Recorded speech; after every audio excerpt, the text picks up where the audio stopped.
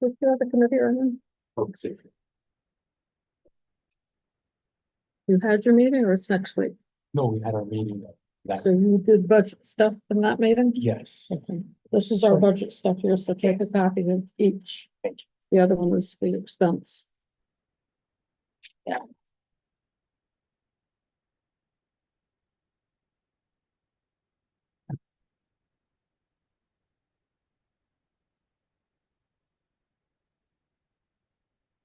If anybody who might prefer this version, I don't know.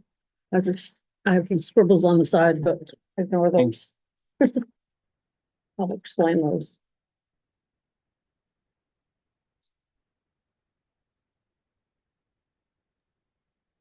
Okay, Mary, you can start the meeting when you want. I am all set on my end.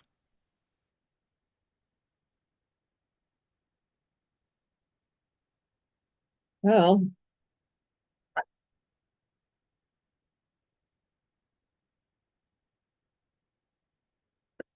Okay, I think we can.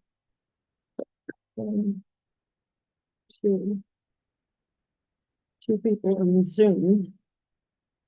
I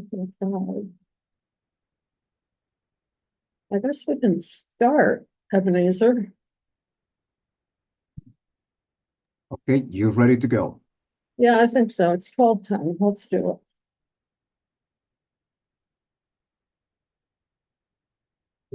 Hello. This is my seat.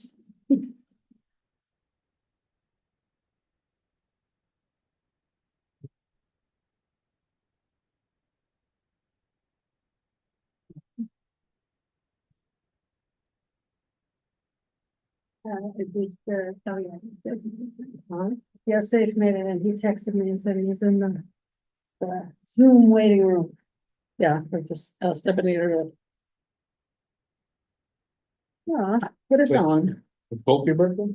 huh? It's, you're both. Hers is 2 days ago, mine is today. Happy birthday, happy belated. Thank you. Thank you. This is fantastic. I couldn't resist. Love this. I was one of the crowd. I went to the exercise group this morning and Love of that. course it was all, you know, Yeah, October babies are the best. yeah.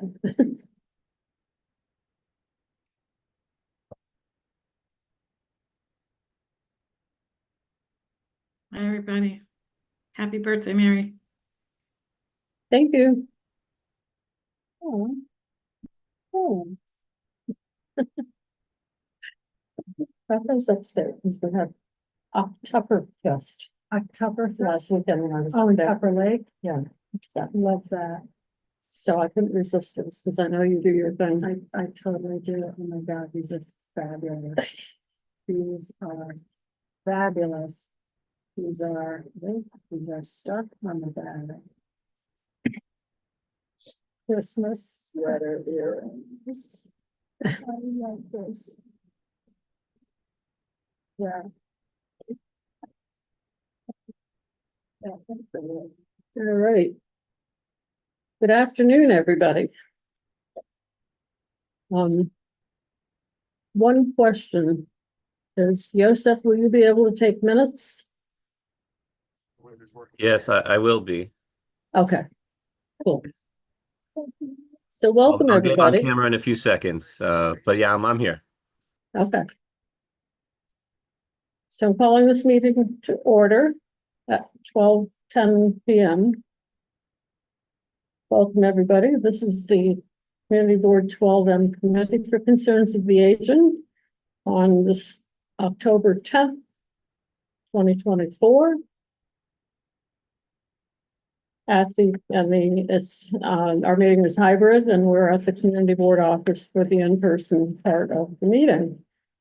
So I am Mary Anderson and I'm the chair of this committee, and today happens to be my birthday.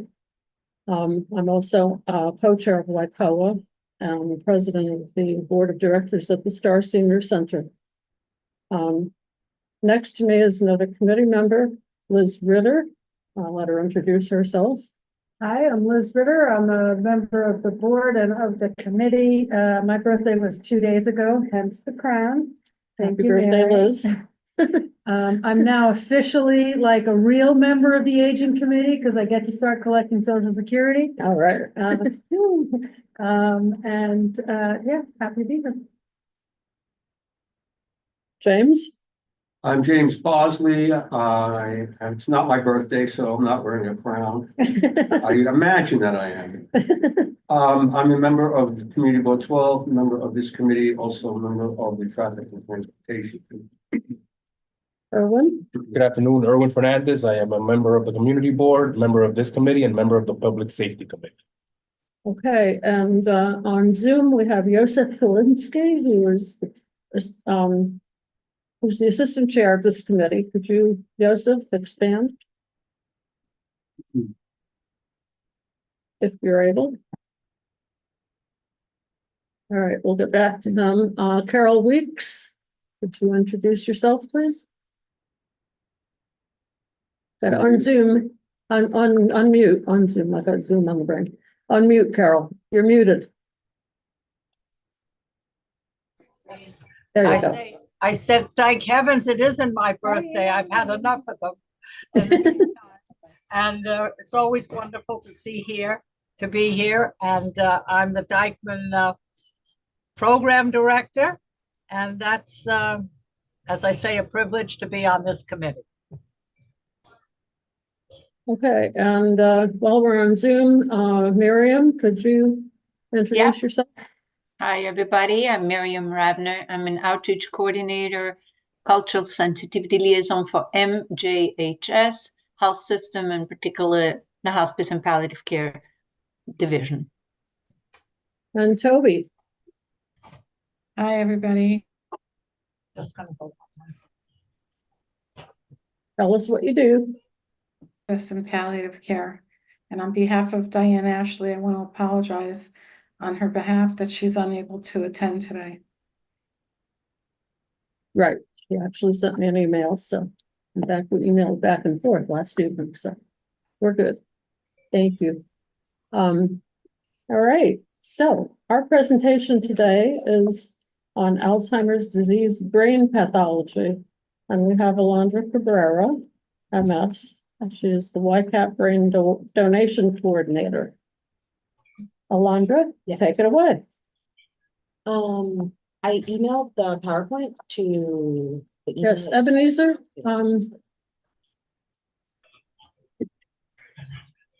Yes, Alondra sent you a PowerPoint. to whom did you send them?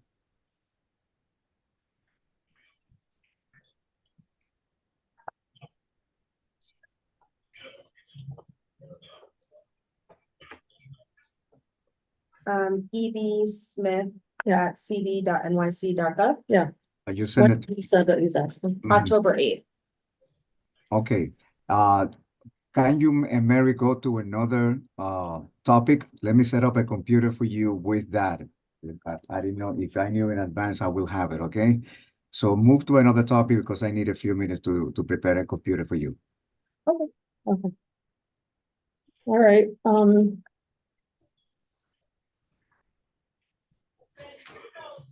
we could talk about future speakers, if I can move the agenda, if it's all Yeah. right with everyone. Yeah. Future speakers, I have access to, our person who is with Social Security. And I know it's been quite a long time, for those of you who have been around board, because we've had a presentation at this committee, on Social Security updates and changes. So if it is agreeable to everyone, I'd like to, I'm trying to get him to come in November to our meeting.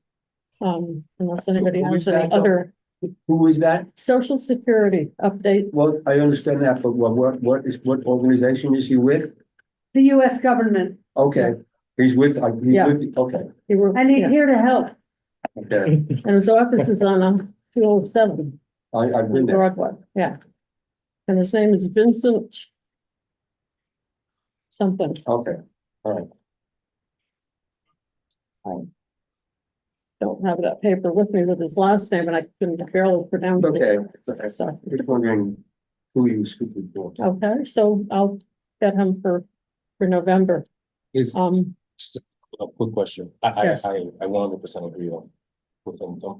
Do we know what topics he would be covering? As he Social presented? Security updates Okay, in general. and changes in Okay. general, yes. All right, thank you. Because Social Security is, something that we, over the age of, over a certain age are, get excited about, Yeah, no, I understand. And we like to keep up with the changes that are going on. I mean, sometimes we'll get a pittance of a cost of living increase, and those kinds of things. Then there are other rules and regulations that there may be changes about. So, it's important that everybody is aware of those things. I mean, there's also, SSD, Social Security Disability, a number of other things that go on. So we not just the committee, but the people that we reach out to, the senior center directors, Carol Weeks being one of them. So, all right, so I will get him for November. Does anybody have any other? Yeah, go ahead. Well, just in the course of this presentation, I know that this is the aging committee, but Social Security does offer benefits for not just the aging. So as long as he's presenting, if he can, come prepared to discuss, the non-aging aspects of Social Security, because there's a lot of useful information, both for people who are, for dependents of people who collect the aging benefit, but also people who collect SSI as opposed to SSA. And as long as he's coming, why make him come twice to two committees? Right. Okay. I'll do that. I'm actually gonna be on a phone call with him tomorrow morning, so. Okay, yeah. It's good. Ebenezer, let me know when you're ready. Anybody else have any other thoughts about future speakers' presentations? Yeah, there was Lisa and you, not. Carol, I think you're not muted. I didn't get. Trust me. Ebenezer, can you please mute Carol? He's working on the Yeah, PowerPoint. They just said something. You're not even paying attention. That's why I closed the door. All right. Oh, that's so weird. Okay, we have a message on the chat. She's on mute. Message on the chat from MJHS, Isabella Center for Rehab and Nursing Care, is co-sponsoring flu vaccines with their Presbyterian Columbia and Will Cornell in collaboration with Assembly Member Al Taylor. Oh, yeah, Hebrew Tabernacle. Yes. Absolutely.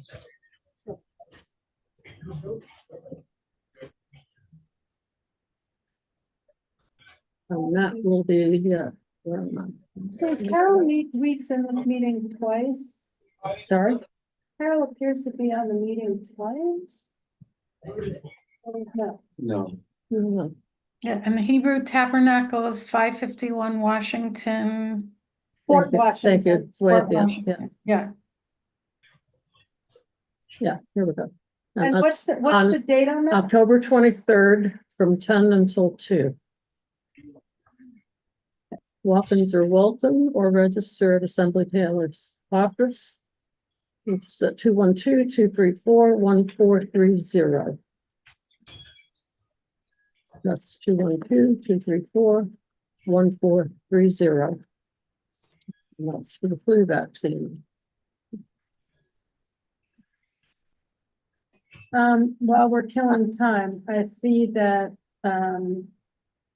our next meeting on November 7th, Lake PBD, are there, contenders for venues? Well, I know that, Dory Garcia has offered to let us have our meeting at her senior center, which is the ARC Senior Center, Okay, on Audubon Avenue between 180 and 181st. okay. She's unable to be at this meeting because she's away, but she's been offering also, Ilana Dunner has offered to have it at Riverstone. Okay. And Carol Weeks, we had a meeting there initially, whenever it was. Right. In the spring. Let's mix it So up. we've had a meeting there, so, this will, we can bounce around the Yeah. district. Let's Um, mix it up. I think my option would be to have it at, the ARC Senior Center, because I'm pretty sure since it's all renovated, that they have good Wi-Fi and all that, so there won't be a problem there. I just put my hand on something. Okay, when I do this.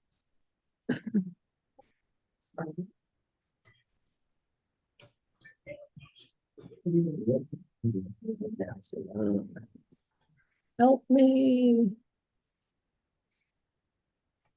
I'm computer over here when it comes to this stuff, when I knock myself off the meeting. I don't think you knocked yourself out of the meeting. I don't know, but. Yeah, of course. We're gonna get back on that.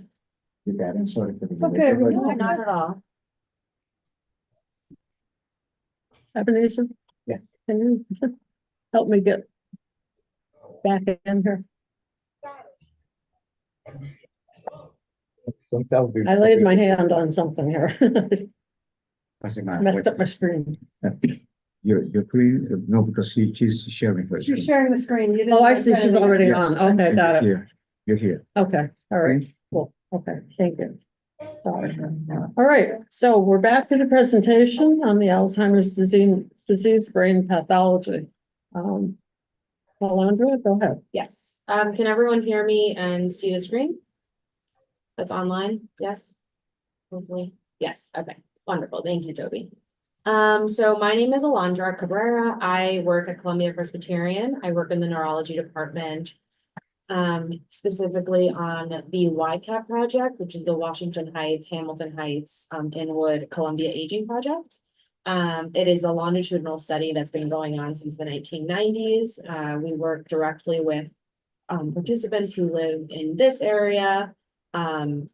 So this presentation is something that we are working on because we would like to educate our community members more so on what Alzheimer's disease is, the importance of knowing more about the disease, and also what the pathology looks like in the brain. So, sometimes we talk about what Alzheimer's disease that everyone has it, or that you might know someone who has it, but people perhaps might not know what that actually means, what that looks like in the brain.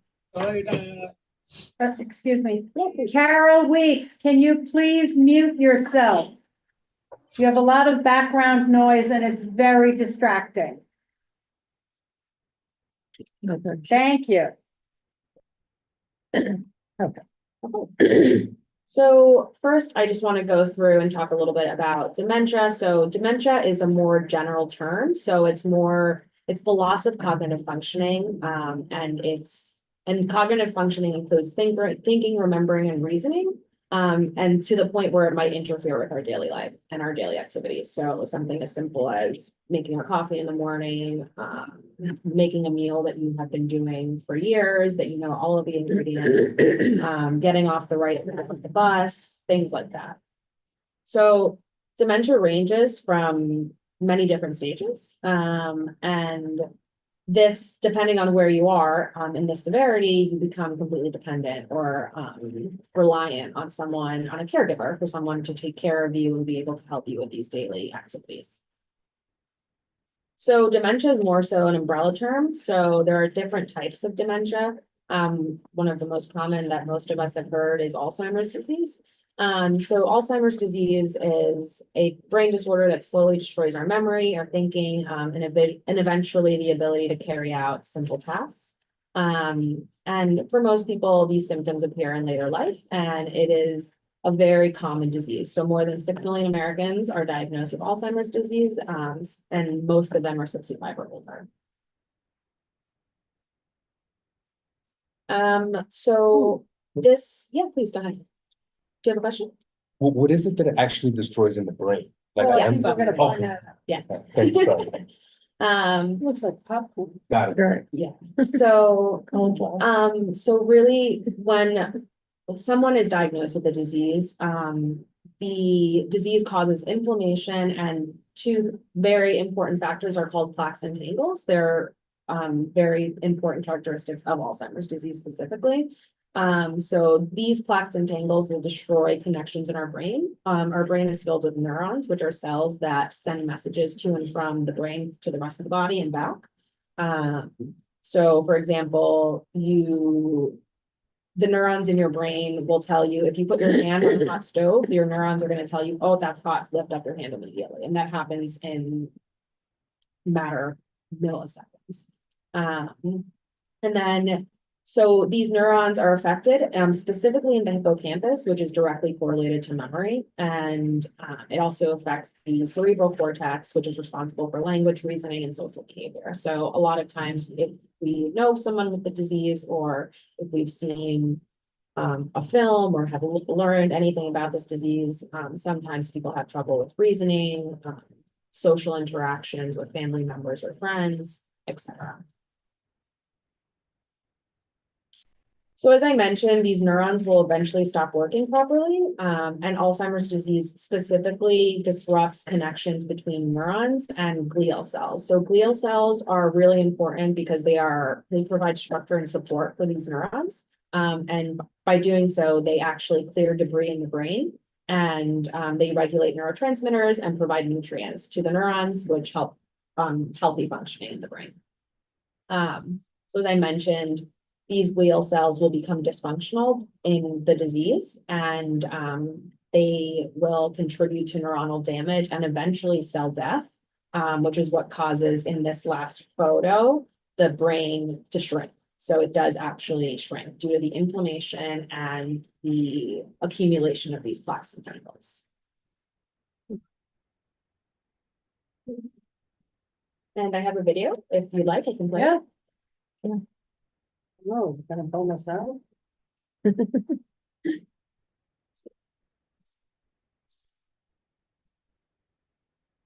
This is just gonna reiterate what I've explained, but.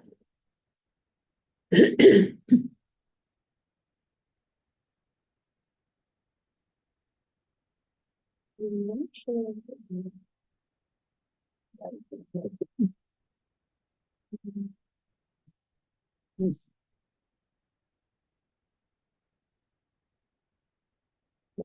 Yeah.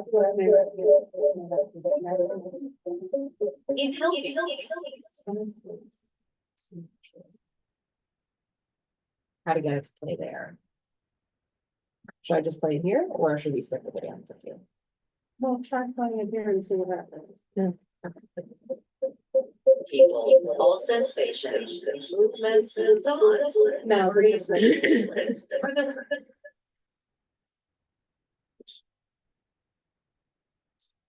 I'm not sure how to make it play. Oh. Here comes Shelby.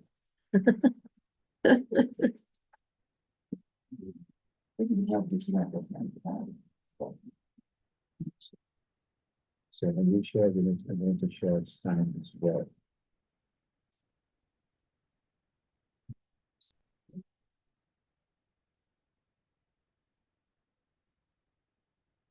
This is.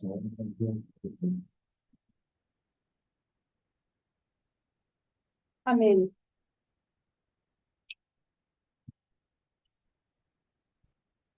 That's a little creepy.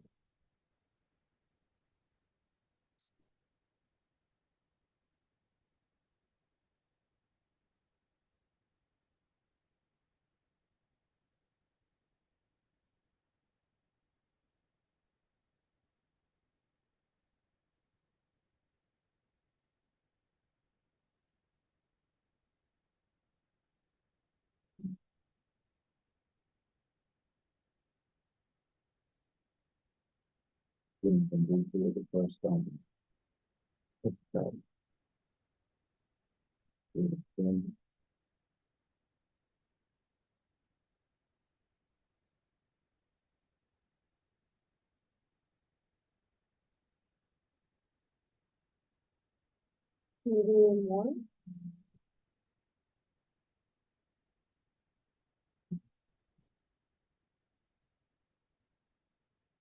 Okay, yeah.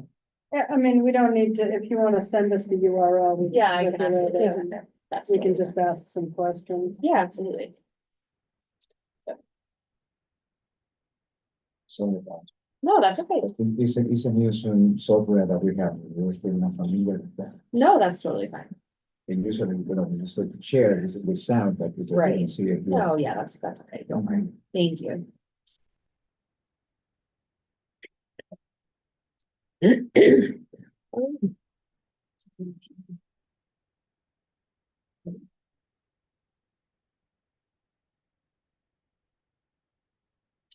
you have additional material for the share or in your presentation?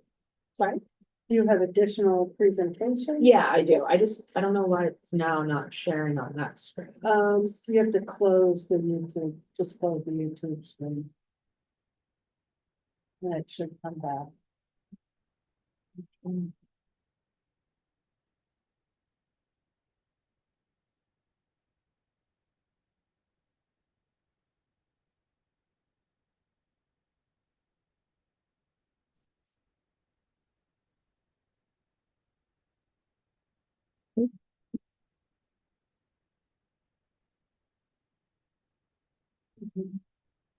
Not sure why it's not showing.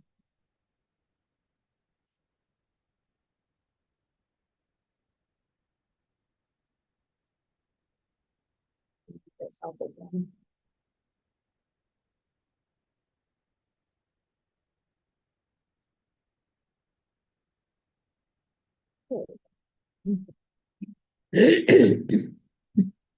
So moving on, most of the very common symptoms of the disease are memory loss that disrupts our daily life, challenges with problem solving, difficulty completing familiar tasks, confusion with time or place, trouble understanding visual images and spatial relationships. So kind of having trouble with time and space.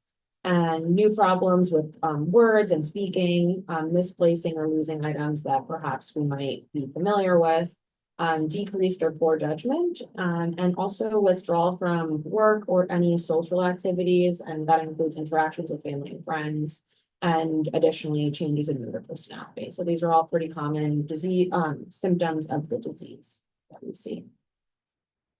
And for diagnosis, there is not one single diagnosis for this disease. We do conduct a number of neurological exams to understand better a person's memory, problem solving, attention. Other things that we look for are blood and urine samples to help identify possible causes. There are a lot of comorbid diseases that people have, for example, cardiovascular disease, autism is also linked with dementia, and some mental health disorders, depression, anxiety, and things like that. So we also do a number of psychological exams to better understand if a person might be able to be diagnosed with this disease. And then we also do brain scans, so CT, MRI, or PET scans of the brain to see those plaques and tangles that I was talking about earlier. And with all of these tests, we would be at a 90% accuracy to diagnose someone who has Alzheimer's disease. So if someone in your life has been diagnosed with a disease, usually that's about a 90% accuracy rate. We can confirm a 100% accuracy of Alzheimer's through a brain autopsy, so postmortem. So we have any questions about that? And these are some papers that have been published on brain banking, and opportunities that a lot of research institutions across the world have been doing to better understand not only Alzheimer's disease, but all the other neurological conditions that are affecting our communities and our older population, which is something that we are trying to better understand.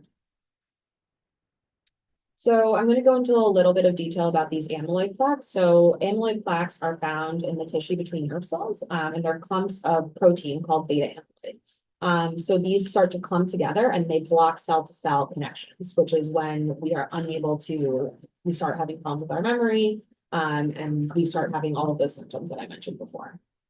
And these plaques also cause a huge amount of inflammation in the brain, which is what eventually causes the brain to shrink. And parts of our brain, specifically the hippocampus, the amygdala, and the cortex to shrink. And this is a photo of the plaques under a microscope. And that really is the only way that we can see them. So usually they're after an autopsy, there's brain cutting and we can see them under slides in a microscope. And the other characteristic of the disease is neurofibrillary tangles. So these tangles are bundles of filaments that are found within neurons. And these tangles are made up of a protein called tau. And in healthy neurons, so our neurons that are correctly functioning, these tau proteins help the microtubules cells deliver substances throughout the neurons. And during this disease, these tangles cause the neurons to collapse and the transport system to be impaired, which eventually causes them to die. And this is a photo of the tangles under a microscope.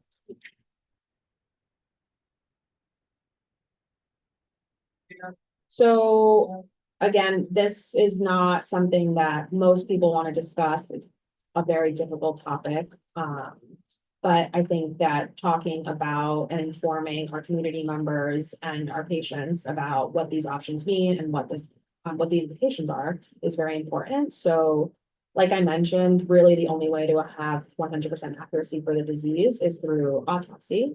So why an autopsy? It's really to help future generations and research to better understand the disease to ultimately try and find a cure.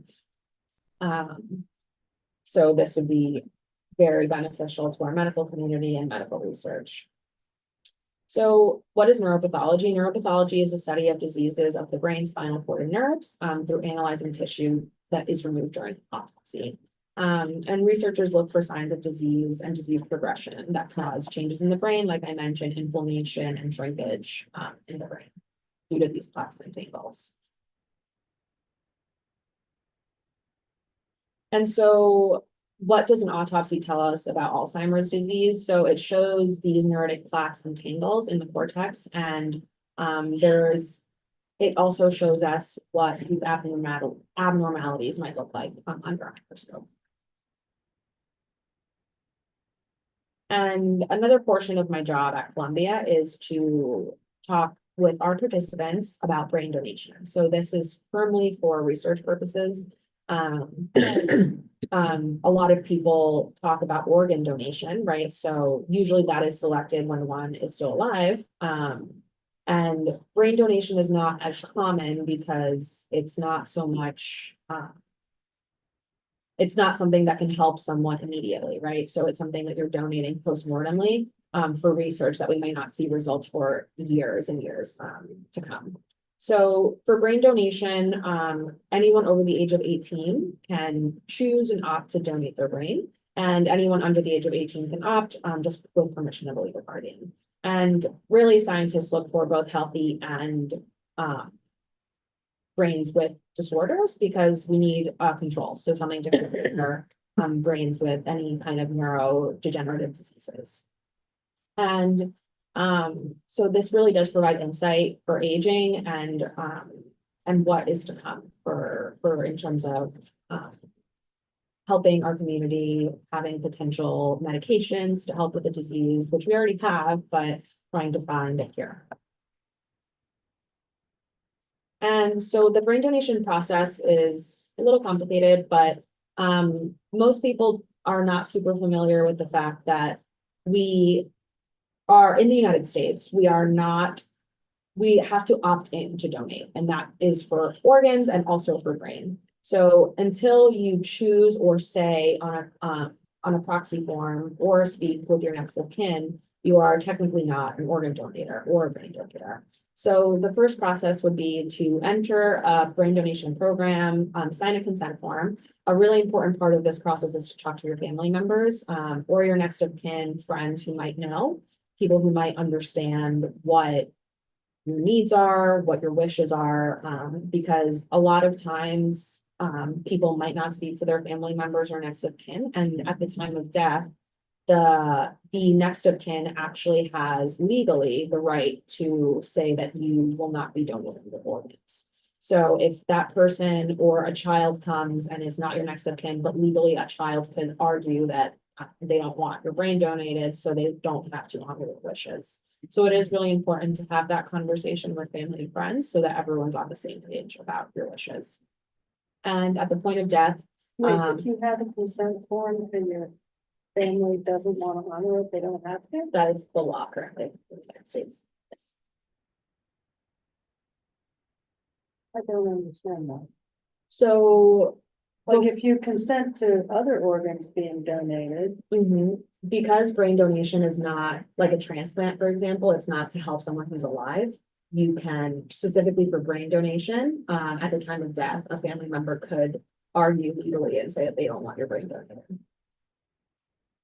So part of I my, don't mean to get stuck on a particular No, please don't. detail, but are there, I mean, we've talked about like living wills Of and course. advanced of directives. course, Are there other aspects of living wills and advanced directives that your heirs, that your next of kin can casually ignore if they don't like it?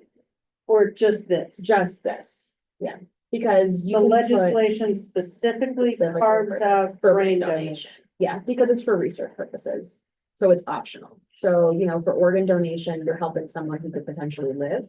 This is not, you're not transplanting the brain, of course, so it's really, since it's optional, family members could opt in not donate, which is why it's so important for part of my job to speak to family members and the next of kin, is to make sure that everyone's on the same page, because at the time of death, sometimes family members have no idea and are obviously distraught, and they'll say, no, I had no idea, like they might have not been. Perhaps, like, for example, if someone has Alzheimer's disease and they signed this maybe when they were 50, but a child could argue, oh, my parent didn't know what they were doing when they signed that, I don't want them to donate their brain, and legally, we have to honor those wishes of the child, legally. Am I the only person who's really struggling with this? I'm having a very hard time. Like, we do all sorts of things in living wills and documents. Right. And we say, this is what I want when I'm dead. Mhm. And there's this one thing that your relatives get to go JK? Mhm.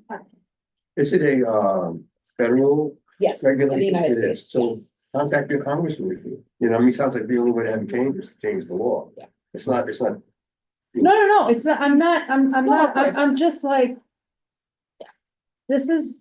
This information is really coming up against my sense of agency, and it just makes me wonder, like, if there's this, what else are you allowed to say in advance that your relatives can override? I find this troubling. Is- Sit with it. Yeah, please go. Is the definition of research purposes, so I'm assuming the definition of research purposes is not broad enough to cover, to help someone live in any context in the medical field. Well, for brain donation specifically, you're not helping someone live because you can't donate a brain to help someone stay alive. That's the difference between like a heart transplant or like that. I get it, it's not a direct Yes. helping someone live, but the research is Could help technically. someone live, right? Well, that heart could help someone live as well. It may not necessarily work. I've heard. Yeah, So yeah, I just, that definition right Is there, I think difficult. it's easy to, maybe not easy, but it is attackable. You can Yes. attack it. It's, yeah, exactly. all right. So it is tough, and actually at the time of death, regardless of if the person signed a consent form before passing away, the next of kin actually has to sign another consent form to authorize the autopsy So and the brain donation. what So if- actually, until the next of kin who is listed for that person signs that additional consent form, we cannot move forward Yeah, with so brain what was the, donation or what was the autopsy. point of the original consent, the consent for them? What's the point of it? Like what legal purpose does it have? Or legal weight? Not I feel really, very 'cause- seen now, yes, thank you. Yes. Yeah. It doesn't really have legal weight. So why, all right, well, it's just a question. I think it alerts the family themselves. Well, first of all, they Then you hook can- them up with the Right, agency that that. program that they want to donate their brain to. And it starts the process, but a lot of times there have been issues, and this has been something across the United States where family members have opted not to. And we've actually, with Rush, like we talked to Rush University, and they've had very similar issues. Yeah. So that's why we're really working with like educating the community and educating our participants and our patients about this process, because it really is important to. And talk is it, about this. one other question, and is Yeah, it that this consent form, you cannot, let's say the family does not agree to the consent form from the person who, from the individual who died, is it because maybe they didn't have the legal, the capacity to engage in this contract at the moment that they signed it, or is it, let's say I'm 37 right now, Mhm. and I'm perfectly fine mentally, and I agree to this whenever I die in the future. I had all the capacity in the world, Right. and my family still goes ahead and says, no, I don't want everyone. Technically, your family doesn't even have to give a reason. They could just say no. My guess is Yeah. it's just because they think Just 'cause it's they feel creepy. Yeah. Okay. It's Or creepy and weird. and cultural like- factors too. A lot of times, like, culturally, some families don't believe in that or have issues. Okay, there's Yeah. several reasons. So there are really a variety of reasons, but technically they don't have to give us a reason. All right. No. If they refuse to sign that consent form to authorize the autopsy, we cannot proceed with the donation.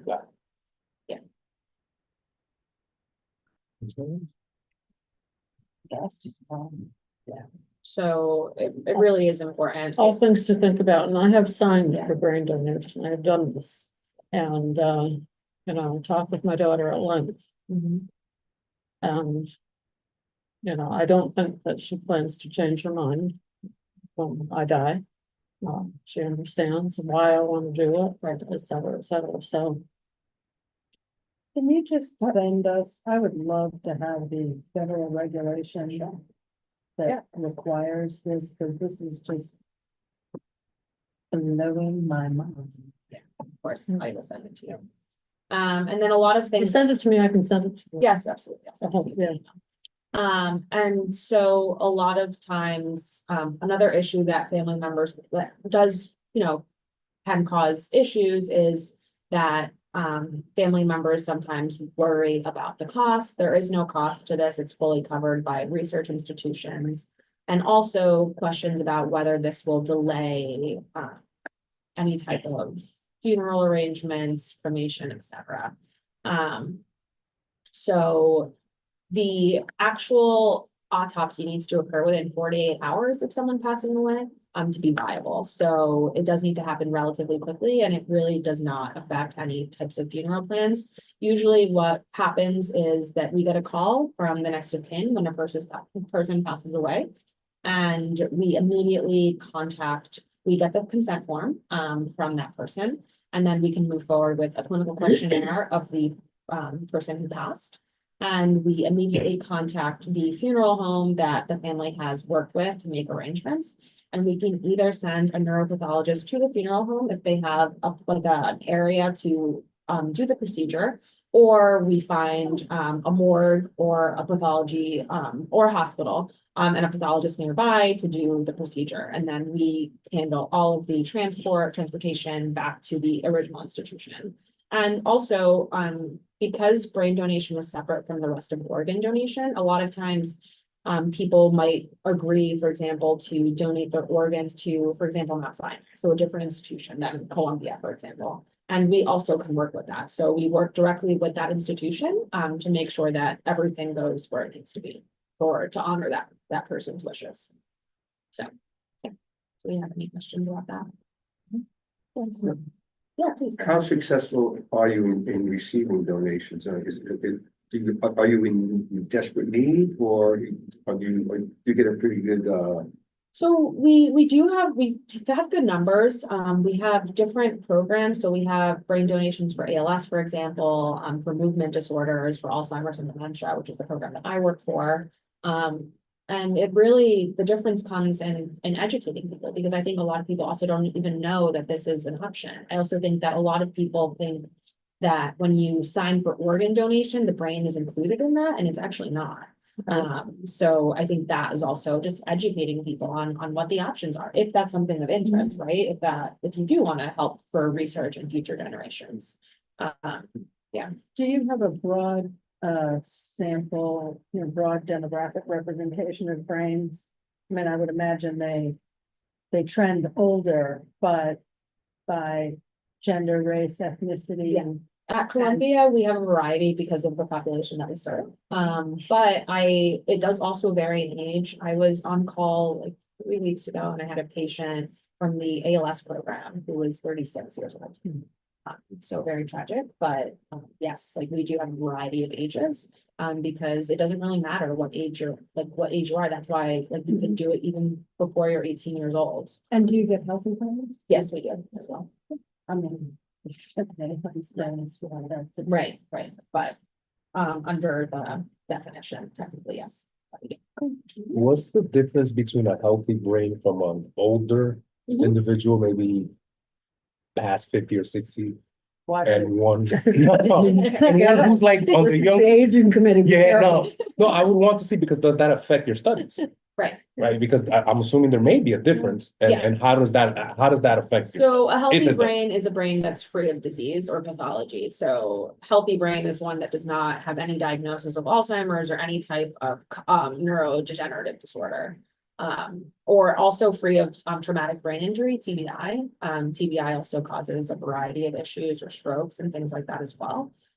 So really just a brain that there's normal aging, which are differences that happen and changes that happen in our brain that are normal, that occur. There's levels of memory loss that occur with normal aging as well and other things. Yes. Is that accounted as a study? Yes, it is. Okay. Yeah. And this is another video. It's about a brain bank, but I don't have to show it. I can send it to you as well. Yeah, yeah. So this is what I was talking about before, issues of ethics. So in the United States, we are technically, we have to opt in to donate. Whereas in Europe, for example, it's given that everyone donates. You have to opt out if you don't want to donate, for example, in Europe. So this is something that some people don't know, so just wanted to share that there. And then legally, this is what I was talking about earlier, that the next of kin really can give consent to not honor your brain donation. And like I said, the legal next of kin has to authorize the brain autopsy for us to proceed. And then we collect the specimen and we transfer it to whatever institution will be doing the research, and then it's banked in the brain bank, distributed for future research. And this is something that I wanted to talk a little bit about, cultural factors, especially in our community here in Washington Heights. For example, in the Dominican community, there is a strong attachment to the body after death. So there are concerns with the body being afflicted and interfering with traditional funeral practices. And there is a generational divide, I would say generationally, like our older members of the community and of the Dominican community specifically tend to be more closed off into discussing organ donation or brain donation. And a lot of idioms that I've heard with our participants and patients is that people want to be left whole and I want my family to watch over me. And I think cremation is also a big issue that goes into a little bit more religious preferences, but yeah, so I think talking about this and talking about the importance and how we can help others is really important. I think also there is a little bit of misinformation of the autopsy process. For example, embalming, I think a lot of people don't really know what happens when a body is prepared here for a funeral. For example, in the Dominican Republic, like usually bodies aren't embalmed or anything like that. So I think that's why culturally people are like a funeral has to happen almost immediately in like the Dominican Republic, for example, because they don't have time or the resources to do that. So I think that's why like educating our members here is really important, just so that there's no misunderstanding of what's happening or that this is going to take an extra step or extra time.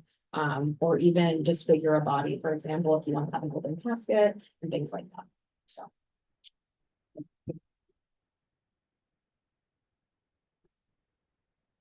Do we have any questions? Where do I sign up? You can definitely sign up through Columbia. I can email the forms to Mary and. Great.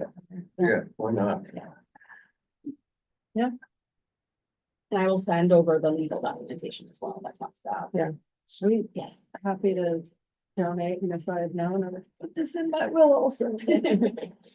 So you send me the PowerPoint. Yes, absolutely. So it doesn't have to be in your will, it's just as long as you sign the consent form. Sign the consent. And then you, Next of kin yeah, needs to be integrated, yes. Yeah. And So I guess usually they the are. critical thing is to like give your kids, spouse, whatever, the heads up, no pun Yeah. intended, that Yes. this is your preference, so it doesn't come as a surprise. here's a copy of my. Well, they have to consent form. sign- Have it in front of you. There's actually a sheet that they have to sign Right, too. but if Yeah. they know that they're being asked, then, you know, like Right. when you cash in the chips.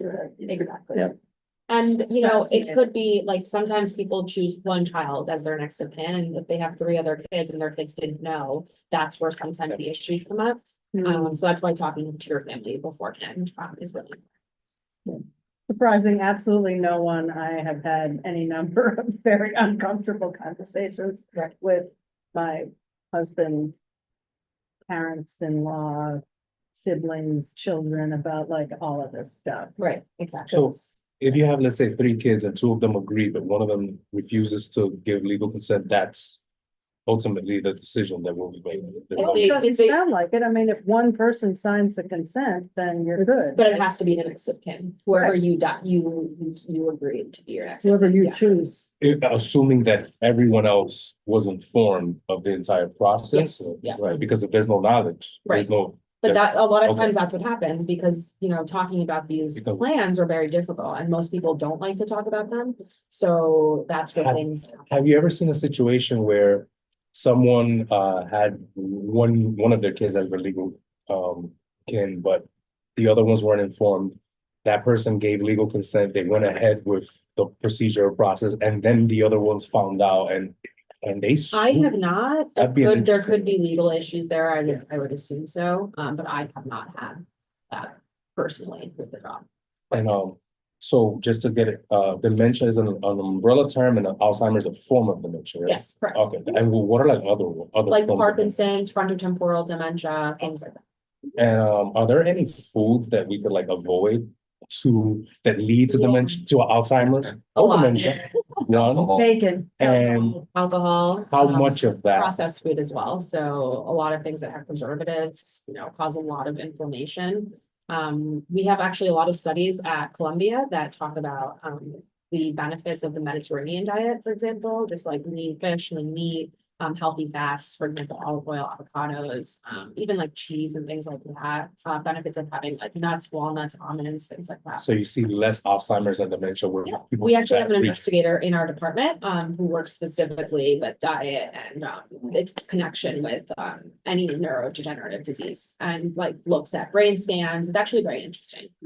And then my final question, I promise, maybe those Oh, flexible. please, go ahead. Are there any exercises, either brain, like thinking, Mm-hmm. exercises or physical exercises we can engage to at least try to prevent Yeah. Alzheimer's and or dementia, other forms So- of, You know, to 100% say prevention is tough, but I think the things that help for sure are definitely mental activities that keep our brain active.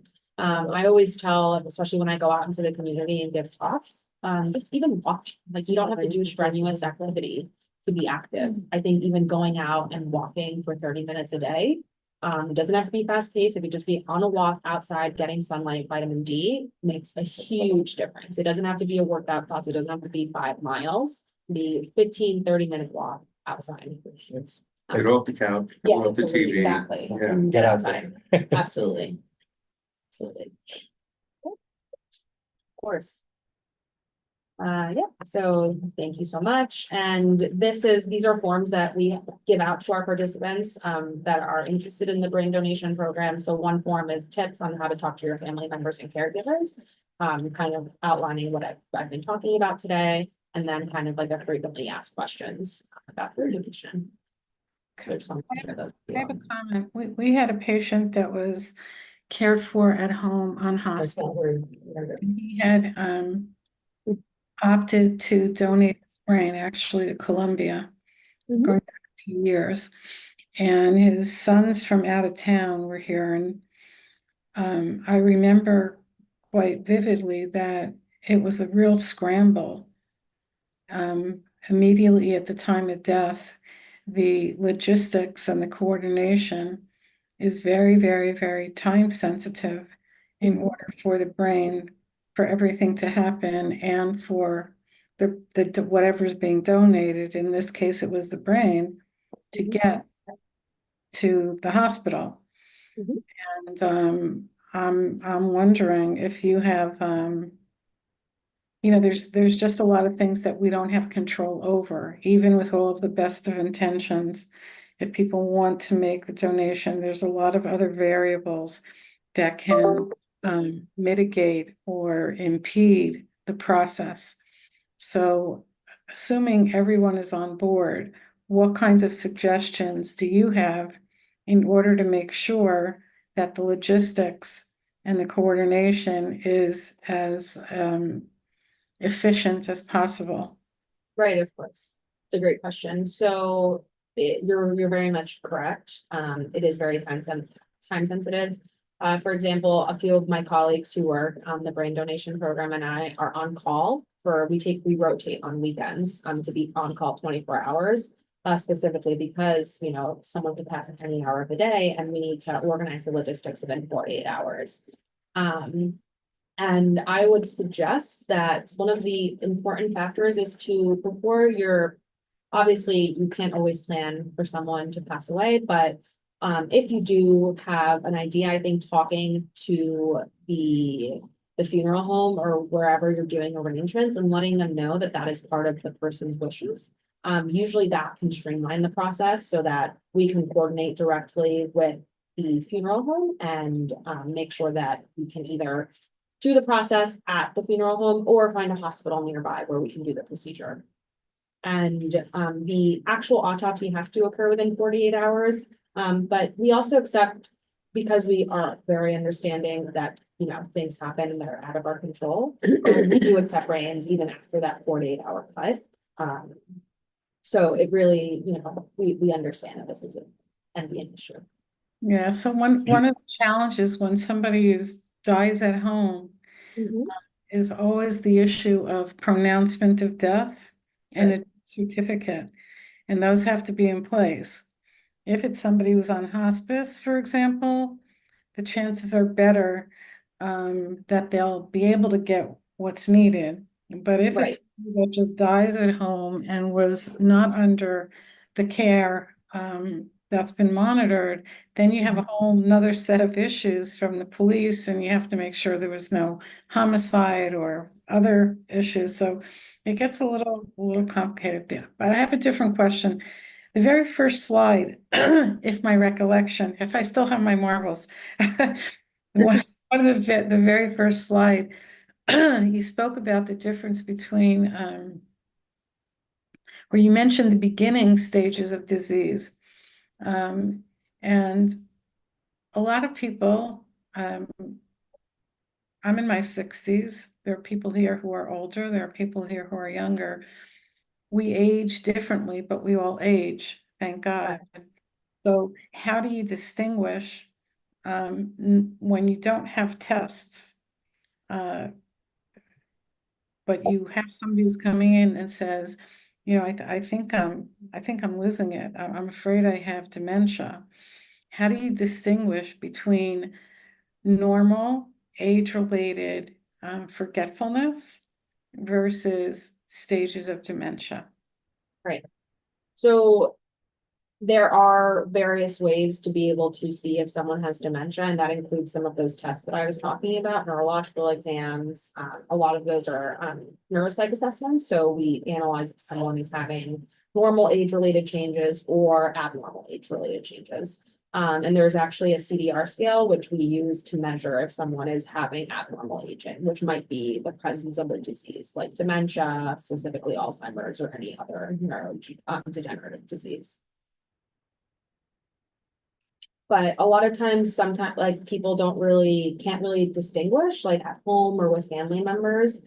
And I think something I also try to tell our community members is to advocate for your health. So when we go to the doctor, you know, talk about these changes that might be happening and have these tests done. Because if you advocate for yourself, that's where the difference is made. Because you won't know if it's if it's normal age-related changes or abnormal until maybe it's too late and the disease has progressed. So I really do try to advocate that to our participants and even my family members and my grandparents like that. Thank you. Oh, sorry. Oh. Is somebody else Go ahead, James. speaking No? with there? All right, my question is meditation. I mean, has there been any studies that show if meditation has any effect on the Yes, brain? we also have studies on mindfulness and meditation, and the benefits on how that helps not only neurodegenerative diseases, but also mental health, et cetera. So also mindfulness is a newer field and a newer practice, but it is also very important. Yeah. Yes. Meditate every day, so. So do I. And then you get to the point where you get your brain to be totally at rest. It's Right. wonderful. It doesn't last long. Right. Because as soon as you're there, you go, oh, there it is. And then it's Yes. Yeah. But yeah, I was, very always curious. Yes, Thank you. of course. Wow, what an exciting and informative presentation that you Yes. did for us. Thank you I so much sure for your do- time. I greatly appreciate it. Sure do Yes, thank you. appreciate it as well, and I'm sure there are a lot more questions that people have, but we do have to Yes, of move the course. agenda. However, I think, maybe having Alondra come back again, Mhm. and I'm also thinking that sounds like we need Alondra to come to the Waikoa general meeting and do this presentation as well, so we'll be discussing that in the Waikoa. But we need to move ahead, so, thank you again, Thank you so Alondra. much. Thank Yeah, you. thank you. Thank you very much. Thank you. Yeah. All right, Did Liz leave? I don't know if we have old business that we need to talk about right now, but the priority for today is gonna be the budget requests.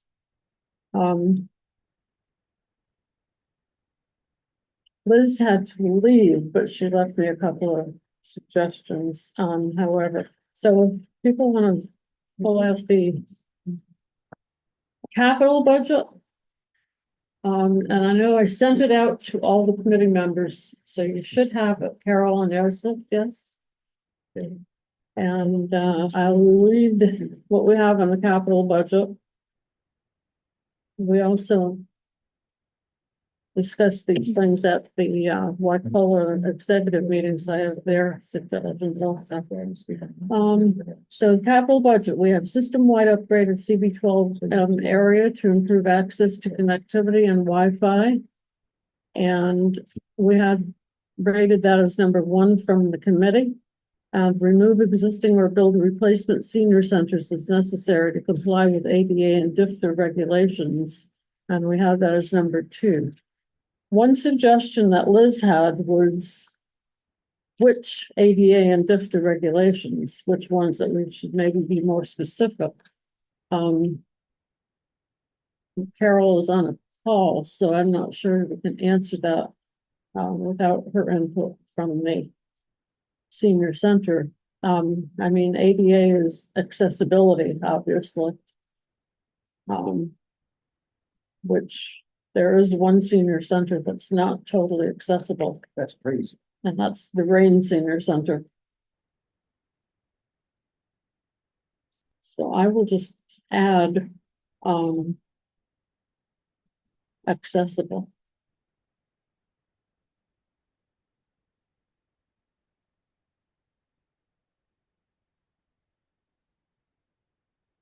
To the ADA, DFTA regulations, I mean, there are lots of different regulations, for specific things. Like where the kitchen is, where the bathroom is, and, space-wise and all kinds of other things. So I'm not sure that we can be specific about the DFTA regulations unless we have a long list. So probably my suggestion would be to leave it like this, except to put in the accessible. The word accessible before ADA. In that item. Does anybody else have any thoughts about I have a the question. capital? Go Okay, ahead. well, it's our number 4 in our expense budget seems to overlap with our, We're talking about the capital budget right now. I know, but it's, in our capital budget, Oh, okay. our number one is to improve Wi-Fi. Uh-huh, And it's also number four, it's the same goal, funding for free internet, including Wi-Fi for seniors. I'm wondering if we could just have one of those items in either, but rather than having two, Well- there's a push within the community board to have less requests. yeah, I To know. make each request stronger. So I think we're kind of watering down our asks by having it listed twice. Well, the difference though in those, if you look at on the expense budget, it says free Wi-Fi, Yes, I think they. free internet, including I think Wi-Fi they for could be seniors in combined. CB12. And on the capital budget, system-wide upgrade of CB12 area because to improve access and connectivity, Well, yes, which is more expensive. I think it could all go in the capital budget. Personally, I mean, they're so close and it does seem more of a capital project because you're gonna be spending a lot of money, to create that. so Okay, That's my maybe the suggestion. term improve access to could include as a subset funding free internet for. I'm, just as a thought, okay. Can you do me a that more as favor? an umbrella catch-all, like. Just to kind of combine them and make a strong. Yeah, that's argument. And also, well, I'll wait for the. Can you do me a favor and just write that? And then give it to me? Here's if you want, I can, put the new items as we're, I don't know, if you can do it, or, I can stick them onto the minutes after you've done the minutes, That might be easier. I'll just Which give is you the yeah. document. Yeah. You stand. rather than try to do it right now on your Right, screen. right. Oh, Okay? you're certainly welcome to stay, of course. Yeah. Yeah, sure. You can- That's okay. Absolutely. Yeah, sure. Please. You remember? You guys stayed for mine, so. Yeah. Okay, so we wanna, all right, first of all. Okay, so that will finish the capital budget. Does anybody have any other ideas, thoughts, In concerns? terms of the regulation, Yes, maybe there's a particular issue in one of the senior centers that is covered by a particular regulation, then maybe we can point at a specific regulation, like let's say regulation 213. well, we don't want to get too specific because we want it to comply with all of the DIFTA regulations, Got it. okay? Okay. When they're renovating, because there were things happening, for instance, when they renovated the area where Arc 16 is now, up on Audubon Avenue, the bathrooms were not quote unquote ADA compliant because they weren't big enough to fit a wheelchair or a walker into. And that's the DIFTA regulation as well as an ADA regulation. So, I see. I I guess, yeah, it's like yeah, a we push it. we narrow it You down, don't we're wanna- gonna miss something. Yeah, We're I gonna mean- say, well, So you want it general enough to Yeah, cover all. exactly. All right. Okay, anybody else? Carol? You're muted. Sounds good to me. Okay. Cool. All right, so that takes care of the capital budget then, okay? Now the expense budget, since we're combining that number 4 one on the expense budget, then we need to eliminate, I'm into the capital budget, so we need to eliminate number 4 on the expense budget, right? Yes, that's what I would suggest.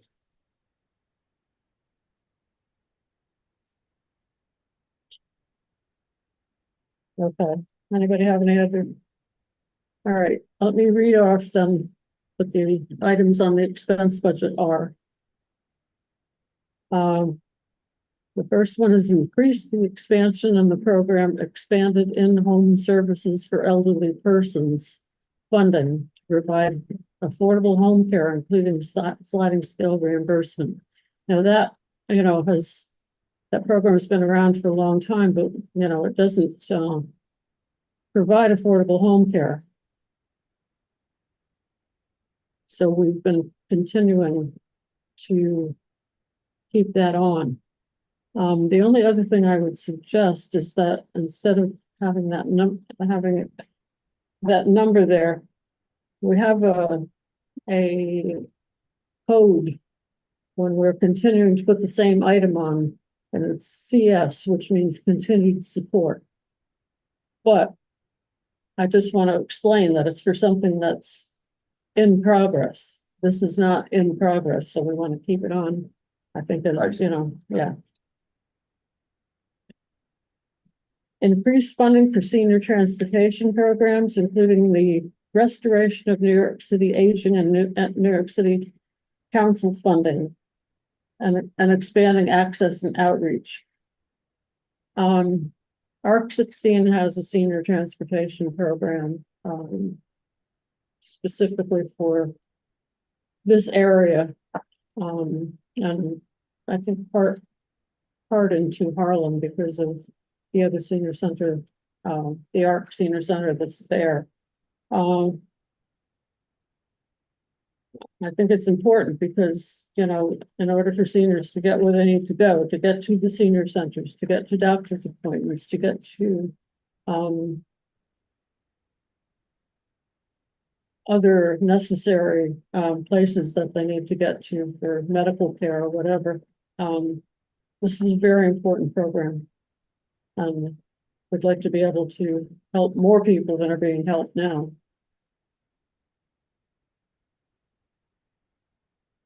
If anybody has any other thoughts about that, let me know. I'll jump in. All right. The next item is increase other than personal. Forgot what the S stands for. Other than personal spending. Other than personal spending funding for Right. replacement furnishings in senior centers as needed.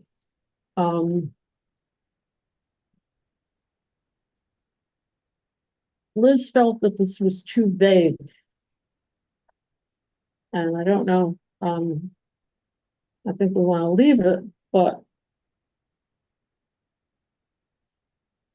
I don't know how to make it less vague. I'm Okay, not so sure about the wording.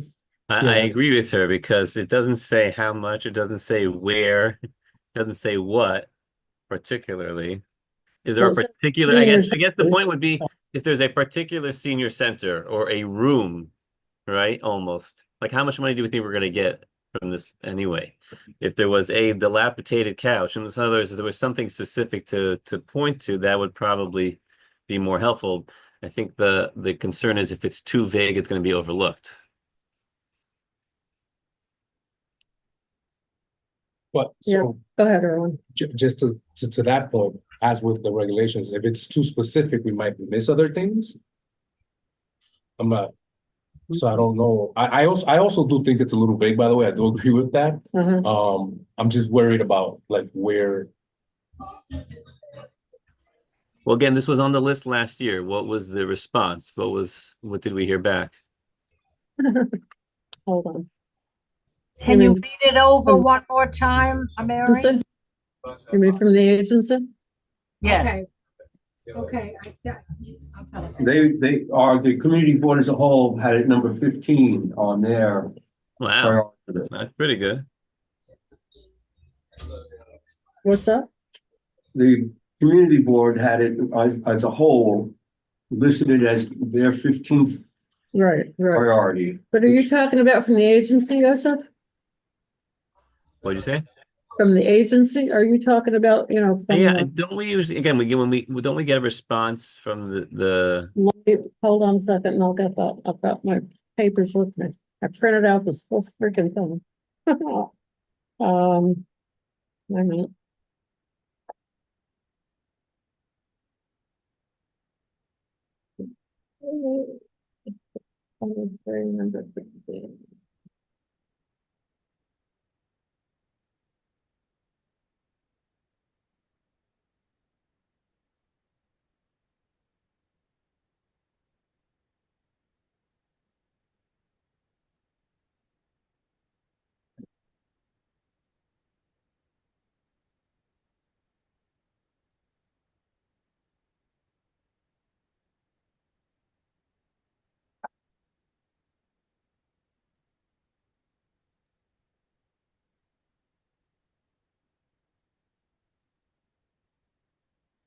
didn't have a chance to put my little stickies on these, you know, I can't find it.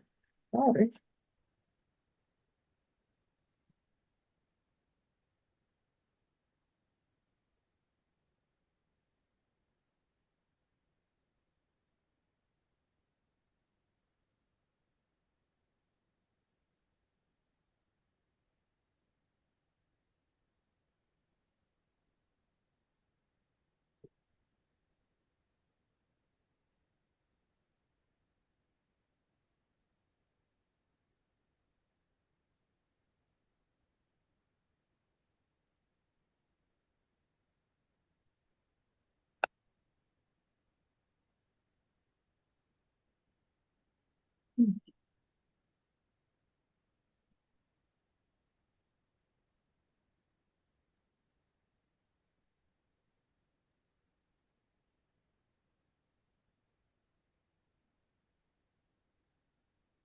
Okay, I guess we can get back to this.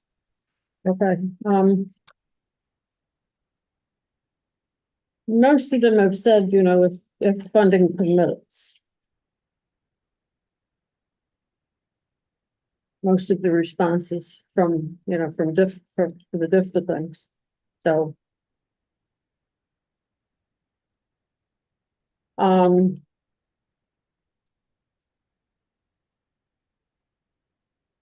Well, I mean, we're saying replacement furnishings, I mean, it would be. How would we be specific about that? If I think of furnishings in the senior center, I'm thinking tables, chairs, well, what else?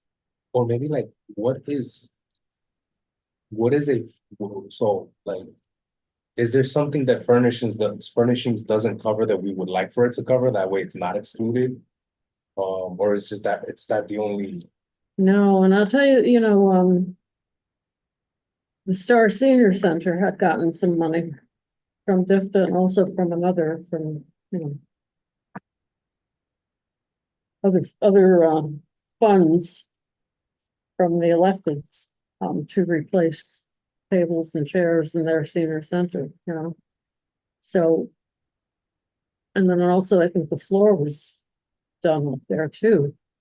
Well, is this an item that the senior centers themselves should be getting grants for and funding for from our electeds rather than a community board item?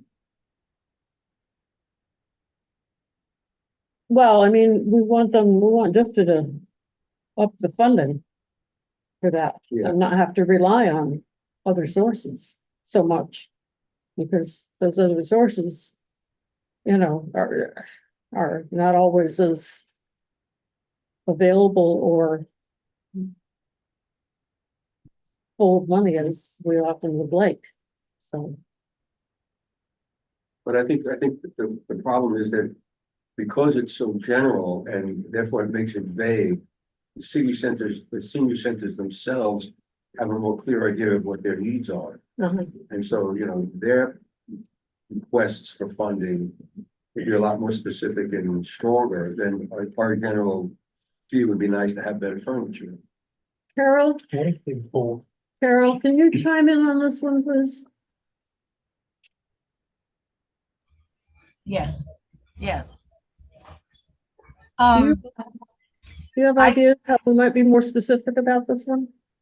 I think, I'm not being negative, but I think we're fighting a little bit of an uphill battle because, for instance, we're a NYCHA facility. So I don't think I have to say more. However, I can be honest and happy to tell you we were painted from head to toe by NYCHA this year. So what that leads to is if you fight hard, you may get results with NYCHA, the older adult centers. So that's number one. Number two, I can say that really and truly, it is probably an individual center's responsibility. I think that's what they think. that's what the powers that be think. Correct me if you think I'm wrong. But going on with that thought, if the chairs or the furniture is very run down, I would suggest that the individual centers take pictures, and maybe one or two of them could get assisted by the by the powers that be that we're going for. In other words, could be in the budget. But I don't think all of the centers have that problem. And I think that's what they're trying to say to us when they say it's not clear. They don't want to say, no, live with what you got. The other thing is that we've gotten a lot of nice things from the church when they changed where they were going to be located. We've gotten nice things from individuals. So I think the centers could mount campaigns with their members. And maybe that's what they're thinking, even though they're saying it's not clear. So that's my input. I don't know if the rest of you agree with me on that, but that's my thinking. Thoughts, guys? I mean, I think that they're telling us in a subtle way, forget about it, do it on your own, or put in a little, Well, the idea of it being vague is from Liz. That was her thought about it. Again, I don't know if we have too much more time to fret over these details. I have to Right. leave soon also. Exactly. So are there any other edits or any other things we have to get to? Should we, for the moment, leave it as is? I guess so. Yeah. Well, Yeah. maybe we could talk with you independently. It's hard to, do it over the phone. We could look. Yeah. Well, you could call me later this afternoon. Well, we have to vote on this now, right? List our priorities now. Yes, but if Carol has specifics, I'm sure no one will object to that. The You know, 15th, but, is the 15th thing on the list. Yeah, absolutely. to make it less vague, but, Yes. I think that I got the general idea from everybody that, Let's make it less vague and leave it as 15. It's not number one, so. okay, so, and, all right, one more item on the expense budget. Increase access and outreach to healthy, culturally appropriate food for seniors with medical needs. The Waikoa Executive Committee members who were at our last meeting, which includes two of the senior center directors, suggested that we move this up to number 2 because they felt that food was more important for the seniors than some of these other things. I would agree with that. If people agree with that, that's on the expense budget.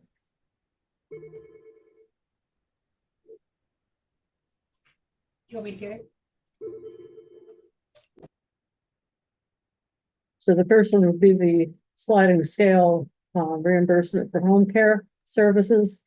Number 2 would be increase the access to healthy, culturally appropriate food for seniors with medical needs. And then 3 would be the transportation, and 4 would be Then the person that can put. the replacement furnishings. I like that list. Yeah, I agree with that. Yeah. Okay, Yes. She wants. okay. Joseph, you're still on? I am here, yes. Okay. I just want to jump to announcements. Our next Waikoa meeting, our general meeting, we're going to be having our first totally in-person meeting since way before COVID. On October 24th, and it's going to be actually here in the CB12 conference room where we're at. And the presentation is going to be the folks that we had at our last meeting, which is the Jerry Psych unit at Columbia Presbyterian team. I wanted to make an announcement. I'm having some foot surgery. It's not real major, but could impair my ability to get here or elsewhere. I have to see how it goes.